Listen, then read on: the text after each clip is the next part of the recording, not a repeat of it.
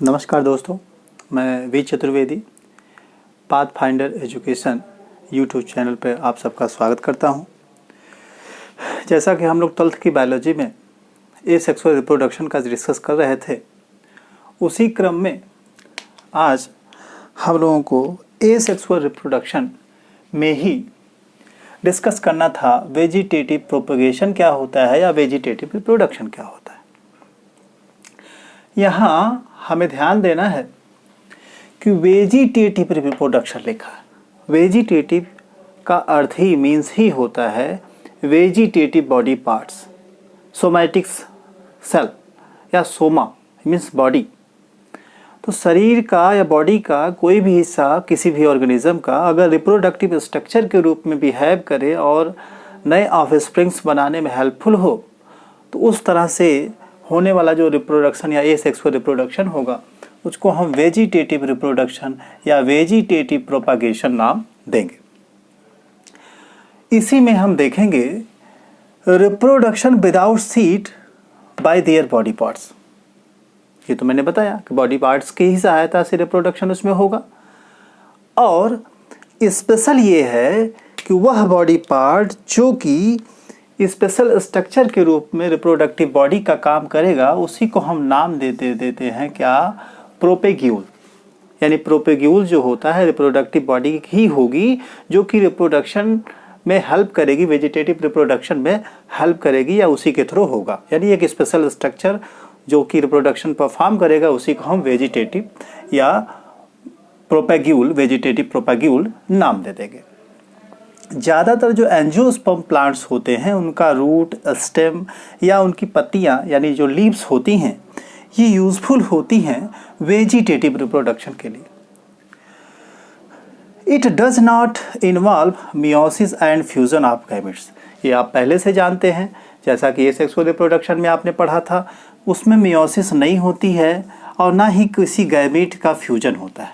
आपको पता है कि एसेक्सुअल रिप्रोडक्शन में मियोसिस की कोई बात नहीं आती।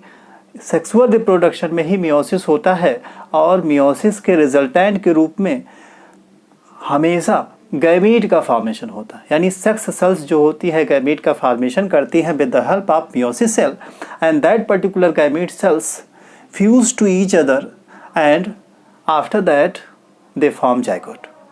इस तरह से मियोसिस और गैमीट का फॉर्मेशन और फ्यूजन, ये सारी प्रोसेसिंग जो होती है वेजिटेटिव प्रोपेगेशन में भी नहीं पाई जाती है। अच्छा, इससे ओरिजिनेट होने वाले जो प्लांट्स या एनिमल्स या कहें हम कि ऑर्गेनिज्म हैं, वो आइडेंटिकल होते हैं। किसके? अपने पेरेंट्स के। अपने पेरेंट्स के हूबहू होंगे, एकदम आइडेंटिकल होंगे जेनेटिकली भी, और कुछ हद तक उनके मॉर्फोलॉजी के बेस पे भी। अब वेजिटेटिव प्रोपागेशन में हम आगे देखेंगे कि वेजिटेटिव प्रोपागेशन कितने तरह का हो सकता है। जैसा कि हमने पिछली क्लास में 12th की बताया था कि वेजिटेटिव जो रिप्रोडक्शन होगा वह दो तरह के से हम पढ़ सकते हैं। दो भागों में उसको बांटा गया है, एक नेचुरल, एक आर्टिफिशियल। जो नेचुरल वेजिटेटिव प्रोपागेशन या वेजिटेटिव रिप्रोडक्शन होता है वो नेचुरली प्लांट्स के द्वारा बनाए गए स्पेशल प्रोपाग्यूल्स या स्ट्रक्चर्स के थ्रू होता है, जबकि आर्टिफिशियल्स में ह्यूमन का इंटरफेयर होता है। अब इसमें पहला नेचुरल जो वेजिटेटिव रिप्रोडक्शन है उसका हम डिटेल करेंगे तो हम पाएंगे इट्स अगर नेचुरली बाय, ये नेचुरली होगा किसके द्वारा? या तो ट्यूबर्स की सहायता से, जैसा कि ट्यूबर्स की सहायता से पोटैटो में होता है, राइजोम की सहायता से, जैसे राइजोम की सहायता से जिंगर यानी अदरक, और बनाना यानी केला आदि में पाया जाता है। रनर्स के द्वारा, रनर्स आप देखेंगे कि जो घासें होती हैं उसमें प्रायः देखा जाता है रनर्स के रूप में उसमें रिप्रोडक्शन होता है या एसेक्सुअल या वेजिटेटिव रिप्रोडक्शन पाया जाता है। तो इस तरह से नेचुरल जो वेजिटेटिव रिप्रोडक्शन होगा या प्रोपागेशन होगा उसमें प्रोपेग्यूल्स का जो काम होगा वो ट्यूबर्स, राइजोम्स, रनर्स, इस तरह के स्पेशल जो स्ट्रक्चर होंगे जो उनकी ऑर्गेनिज्म की बॉडी में बनेंगी उसकी सहायता से परफॉर्म होगा। आगे बढ़ते हैं, हम देखेंगे कि जो पहला टर्म्स हमने लिया था, जैसा कि बाय द वे रूट हमने ले लिया, तो रूट की सहायता से कैसे एसेक्सुअल रिप्रोडक्शन होगा या वेजिटेटिव प्रोपागेशन होगा। तो हम देखेंगे कि जो रूट है हमारा किसी ऑर्गेनिज्म में वो मॉडिफाई हो जाता है ट्यूबरस रूट, और यही ट्यूबरस रूट अलग स्ट्रक्चर बना लेता है जो कि रिप्रोडक्टिव या वेजिटेटिव रिप्रोडक्टिव ऑर्गन्स, जिसे हम प्रोपाग्यूल्स कहते हैं, उस तरह बिहेव करता है। जैसे आपने देखा होगा स्वीट पोटैटो, डहेलिया, टीनोस्पोरा, याम, इस तरह के जो प्लांट्स होते हैं, इन सब में जो रूट होता है वो ट्यूबरस वाला वो मॉडिफाई हो जाता है, और मॉडिफाई हो करके वेजिटेटिव जो रिप्रोडक्शन होता है उसमें हेल्पफुल होता है।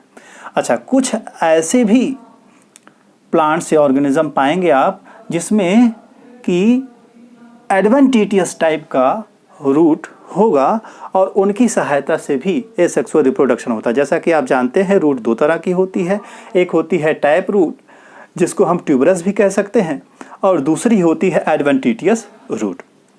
तो एडवेंटिटियस जो रूट होती है उसमें देखेंगे गुआवा, मार्गिया, डलबर्गिया, सीसो। डलबर्गिया सीसो के नाम से आपके इन्वायरमेंट में नॉर्मली जाना जाता है, ज़्यादा फेमस है सीसो के पौधे के रूप में। तो उस तरह के पौधों में प्रायः एडवेंटिटियस रूट्स की सहायता से वेजिटेटिव जो प्रोपागेशन होता है वो परफॉर्म होता है। सेकंड बी वाले पोर्शन पे हम देखते हैं underground stem. Stems form out होते हैं जो अंडरग्राउंड होते हैं और उनकी सहायता से वेजिटेटिव रिप्रोडक्शन परफॉर्म होता है। तो अंडरग्राउंड जो स्टेम होते हैं उनमें जैसे राइजोम हो गया, कॉर्म हो गया, बल्ब हो गया, सकर्स हो गया और ट्यूबस हो गया, ये सारे स्पेशल स्ट्रक्चर हैं या हम कहें प्रोपाग्यूल्स हैं जिनकी सहायता से जो ग्राउंड स्टेम का पोर्शन है वह वेजिटेटिव प्रोपागेशन या वेजिटेटिव रिप्रोडक्शन क्या करता है, परफॉर्म करता है। जैसे राइजोम का नाम आपने सुना होगा, ज़्यादातर जिंगर यानी अदरक, टर्मरिक यानी हल्दी, इस तरह के जो पौधे होते हैं उनका जो स्टेम पोर्शन होता है वह वेजिटेटिव प्रोपाग्यूल्स का काम करता है और वेजिटेटिव रिप्रोडक्शन परफॉर्म करने में हेल्प करता है। आगे चलें, कॉर्न भी क्रोकस एक नामक पौधा है, उसमें आप देखेंगे कि कॉर्न की सहायता से रिप्रोडक्शन, वेजिटेटिव रिप्रोडक्शन परफॉर्म होता है। बल्ब आपके पास सिंपल एग्जाम्पल के रूप में ओनियन और गार्लिक यानी प्याज और लहसुन, इस तरह के जो जनरल यूज्ड की हमारे सब्जियों में हैं, मसाले में हैं चीज़ें, उनका जो है आप देखेंगे जो रिप्रोडक्शन होता है वो बल्ब की सहायता से होता है और वो बल्ब लाइक स्ट्रक्चर भी रखते हैं, इसी कारण उसका नाम भी बल्ब रख दिया जाता है। तो इनका परफॉर्मेंस जो होता है वो वेजिटेटिव रिप्रोडक्शन में या वेजिटेटिव प्रोपागेशन में क्या होता है, कंसिडर किया जाता है। फिर आगे है सकर्स जो होते हैं, पुदीना और मिंट का नाम आपने सुना होगा, उनमें उनके जो पौधे होते हैं उनमें सकर्स की सहायता से रिप्रोडक्शन परफॉर्म होता है। नेक्स्ट लास्ट है ट्यूबर पोटैटो वगैरह में पाया जाता है और उसको आप पाओगे कि ट्यूबुलर ग्लोबुलर तरह का स्ट्रक्चर होगा और उसी स्ट्रक्चर में छोटे छोटे स्थान पे स्ट्रक्चरली ओरिजिनेट होने के लिए स्ट्रक्चर्स बने होंगे आई स्पॉट टाइप का, और उन्हीं से क्या होता है, वेजिटेटिव प्रोपागेशन होता है। इस तरह से रूट में वेजिटेटिव जो प्रोपागेशन है उसको आपने एक दो पौधे जो एग्जाम्पल के रूप में है उनको लेकर के देखा। उसी तरह अंडरग्राउंड कुछ स्टेम होते हैं जिनमें कि आपने देखा कि अंडरग्राउंड स्टेम के रूप में चाहे राइजोम हो, चाहे कॉर्न हो, चाहे बल्ब हो, चाहे सकर्स हो, ये सारे स्ट्रक्चर्स आप में हैं और इनकी सहायता से वेजिटेटिव रिप्रोडक्शन होता है।